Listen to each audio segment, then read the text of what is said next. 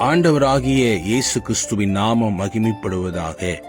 இந்த நாளுக்கான தேவனுடைய வார்த்தை ஆதியாகமம் 15ஆம் அதிகாரம் 1ஆம் வசனம். நான் உனக்கு கேடகமும் உனக்கு மகா பெரிய பலனுமாயிருக்கிறேன். இந்த வார்த்தையிலிருந்து நம்ம ஒரு காரியத்தை அறிந்து கொள்ள முடிகிறது.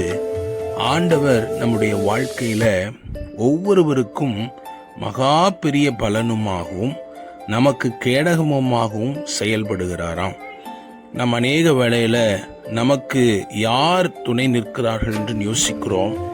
ஆண்டவர் இன்றைக்கு உங்களுக்காக ஒரு பெரிய பலனுமாகவும் உங்களுக்கு கேடகமாகவும் செயல்படுகிறதாக இந்த வார்த்தை சொல்லுகிறது.